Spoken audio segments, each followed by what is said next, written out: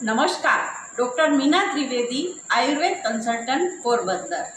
પહેલાં આપણે દિનચર્યા વિશે જોયું કે દિવસે આપણે શું શું કરવું જોઈએ, રાત્રે શું શું કરવું જોઈએ। હવે આપણે ઋતુચર્યા વિશે જોશું।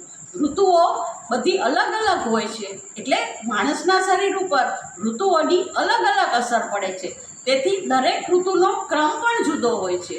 આમ જનરલ આપણે બધા જોઈએ છીએ કે શિયાળો, ઉનાળો ને ચોમાસું, આપણે 3 ઋતુ કહીએ છીએ, પણ આયુર્વેદમાં 6 ઋતુઓ વર્ણવેલી છે।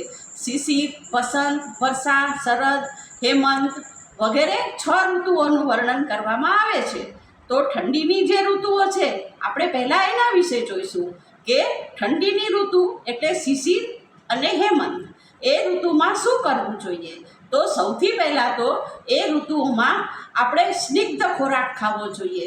એની અંદર આપણને ભૂખ વધારે લાગે છે, એનું કારણ શું છે કે આપણા શરીરના જે છિદ્રો છે એ બધા સંકોચાઈ જાય છે, જેથી જઠરની અંદર એ બધો જઠરાગ્નિ સંગ્રહાયેલો રહે છે, તેથી એ પ્રદીપ્ત થાય છે। એના માટે આપણે સ્નિગ્ધ અને ભારે ખોરાકો ખાવા જોઈએ। આપણા ઋષિમુનિઓ બહુ દૂરંદેશી હતા, એટલે એમણે પહેલેથી જ આપણે સંક્રાંતમાં દાખલા તરીકે તલનો લાડુ ખાઈએ છીએ, તલ સાંકળી ખાઈએ છીએ, બીજા બધા પાક ખાઈએ છીએ, અડદિયા લાડુ બનાવીએ છીએ, તો એ બધો ખોરાક આપણે ખાસ કરીને ઠંડી ઋતુમાં ખાવો જોઈએ।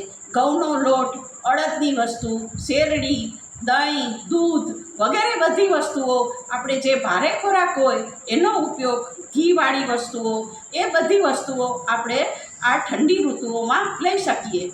વધારામાં ઠંડી ઋતુઓમાં આપણે બધી વસ્તુઓમાં આપણે જ્યારે પાણી ઉપયોગ કરીએ ત્યારે ગરમ પાણી જ ઉપયોગ કરવું જોઈએ। પીવા માટે પણ સાધારણ ગરમ પાણી વપરાય તો વધારે સારું ગણવામાં આવે છે।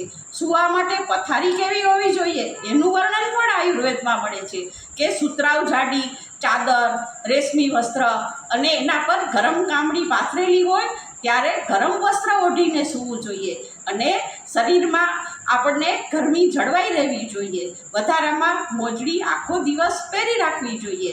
આ બધી વસ્તુઓનું ધ્યાન આપણે ખાસ કરીને જે ઠંડી ઋતુઓ એટલે શિશિર અને હેમંત એ ઋતુમાં આપણે રાખવું જોઈએ। તો આપણે હવે પછી બીજી ઋતુનું વર્ણન બીજા વિડીયોમાં જોઈશું। વધુ માહિતી માટે મારા વિડીયોને સબસ્ક્રાઈબ કરો અને લાઈક કરો।